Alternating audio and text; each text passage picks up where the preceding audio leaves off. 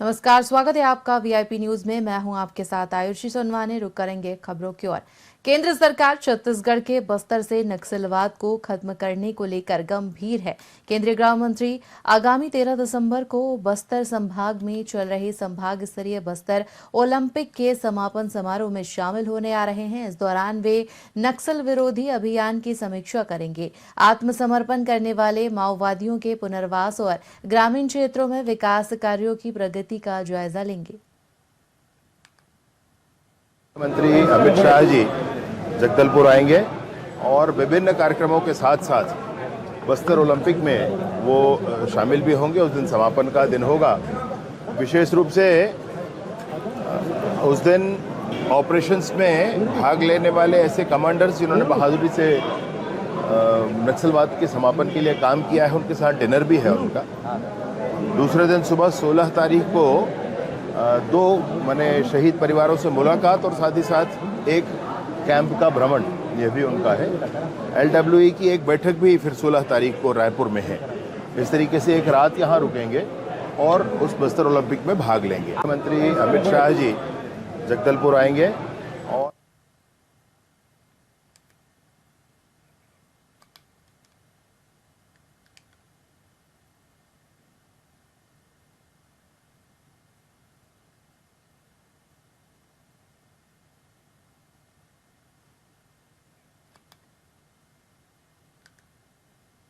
Rice millers association के अध्यक्ष योगेश अग्रवाल समेत प्रदेश भर से राइस मिलरों ने मंत्री श्याम बिहारी जायसवाल से मुलाकात कर बैठक में बातचीत की है। बैठक के बाद मंत्री जायसवाल ने बताया कि राइस मिलर्स हड़ताल पर नहीं थे। कई मुद्दों को लेकर सरकार नए नियम और प्रक्रिया लाती है। राइस मिलरों की कुछ आपत्ति थी, जिसे मुख्यमंत्री ने बैठक कर पूरा करने का आश्वासन दिया था। आने वाले कैबिनेट में राइस मिलर्स की मांगे पूरी की जाएंगी। इसके साथ ही तकनीकी समस्याओं का भी हल निकाला जाएगा। मंत्री जायसवाल ने कहा कि सबसे बड़ा उद्योग और व्यवसाय राइस मिलिंग का है। सिर्फ छत्तीसगढ़ नहीं, राज्य के बाहर भी धान भेजा जाता है। प्रदेश में 3000 से अधिक राइस मिल हैं और बैठक में तय किया गया है कि पूरी ताकत के साथ राइस मिलर्स धान उठाव करेंगे। एक एक दाना धान खरीदी की ओर कार्य होगा। जिसका पंजीयन और एग्रीमेंट नहीं हुआ वो करेंगे। सोमवार से धान उठाव होगा।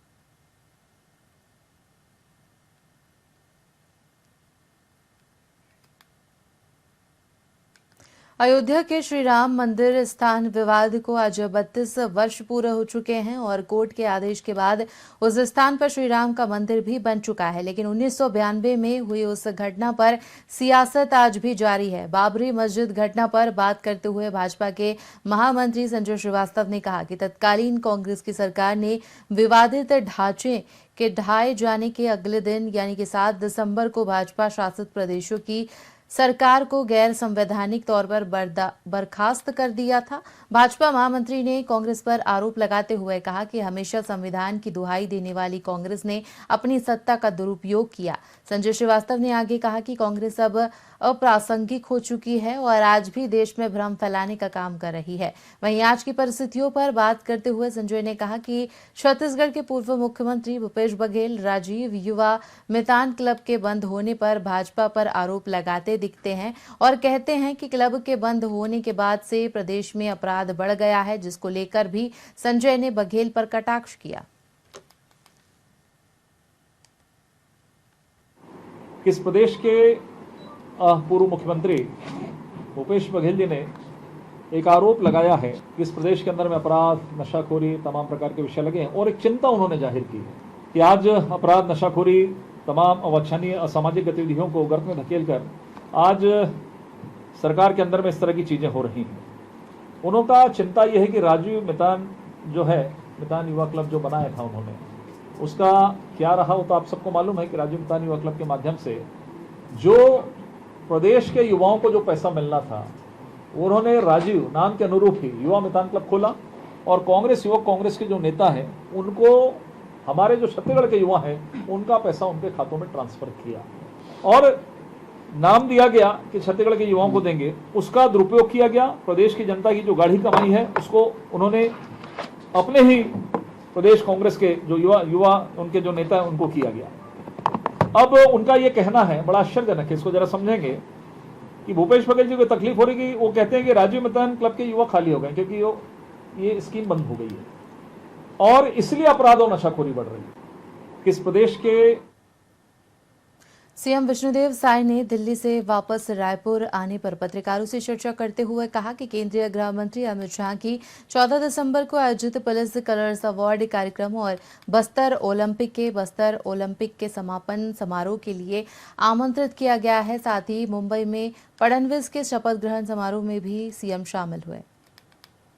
अब माननीय गृह मंत्री जी को तो न्योता देने गए थे,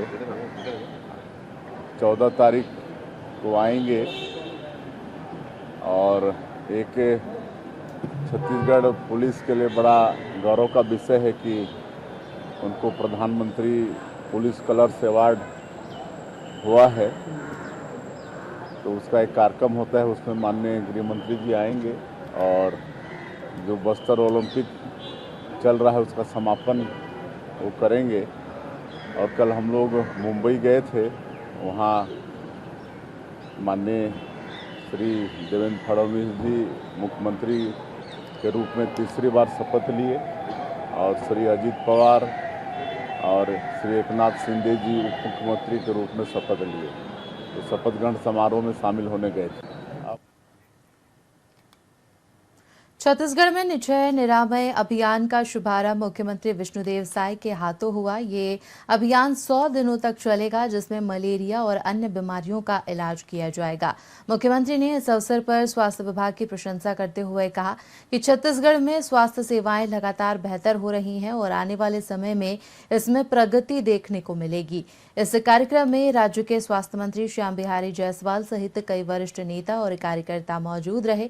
इसी के साथ मुख्यमंत्री ने अभियान के माध्यम से राज्य में स्वास्थ्य के मोर्चे पर बड़ी उपलब्धियों की ओर इशारा किया है। कहा कि ये पहल राज्य के लोगों के लिए स्वास्थ्य को बेहतर बनाने में अहम भूमिका निभाएगी। साथ ही मुख्यमंत्री ने धान खरीदी के विषय में भी जानकारी दी। उन्होंने कहा कि राइस मिलों से बातचीत की गई थी, जिसमें कोचिंग की समस्या का समाधान किया जा चुका है और अब धान खरीदी की प्रक्रिया जल्द ही शुरू हो जाएगी। आज निक्षय निरामय छत्तीसगढ़ अभियान का शुभारंभ किए हैं, जिसमें हमारे प्रदेश के ऊर्जावान स्वास्थ्य मंत्री श्री श्याम बिहारी जायसवाल जी और हमारे विधायक द्वय श्री सुनील सोनी जी, गुरुकृष्ण साहिब जी और स्वास्थ्य विभाग के हमारे अधिकारी, चिकित्सक बंधुगण और स्टूडेंट सभी इस समारोह में उपस्थित हुए और ये 100 दिन का अभियान चलेगा। और वैसे तो स्वास्थ्य विभाग बहुत अच्छा काम कर रहा है, लेकिन इस अभियान से और भी तेजी आएगी, उत्साह से हमारे वर्कर काम करेंगे और प्रदेश से कुष्ठ रोग और मलेरिया जैसे सभी बीमारियों को समूल नष्ट करने का काम इस अभियान से होगा। सर, ये राइस मिलर से आपने मुलाकात की है सर? हाँ, राइस मिलर से मुलाकात हुई है और उनकी कुछ समस्याएं थी, उसका निदान हो गया है और अब आज से ही जो हमारे धान खरीदी केंद्र में धान है उसका उठाव शुरू करेंगे, मिलिंग शुरू करेंगे। आज निक्षय निराम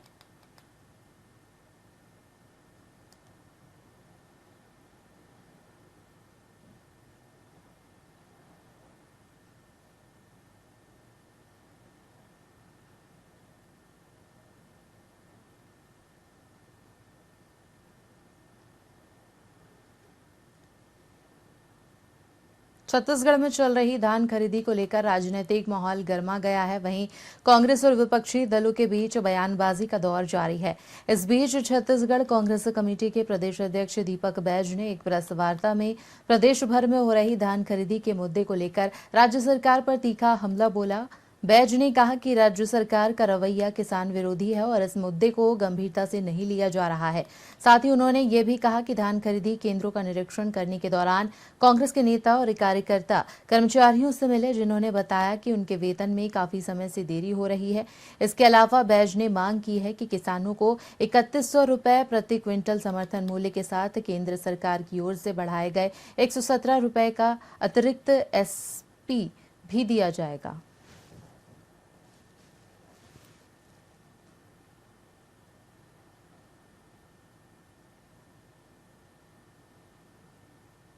सत्ता में आई कि 3100 रुपए हम समर्थन मूल्य से खरीदेंगे और एक मुश्त 3100 रुपए देंगे।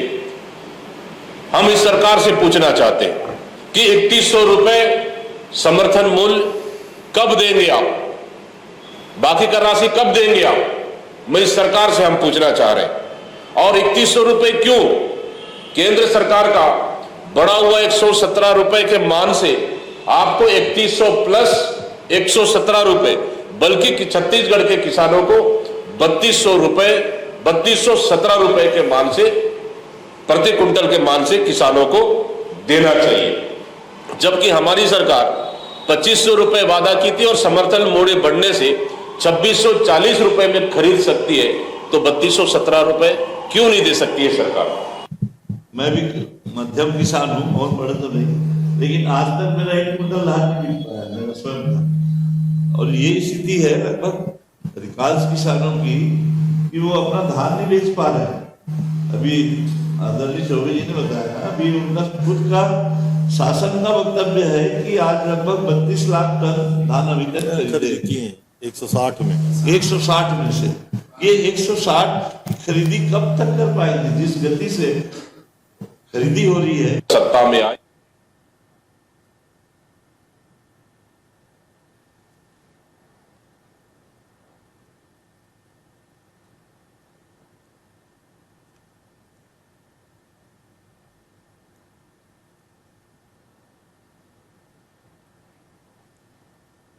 और खबरों में फिलहाल इतना ही। बने रहिए वीआईबी न्यूज के साथ। मुझे दीजिए इजाजत। नमस्कार।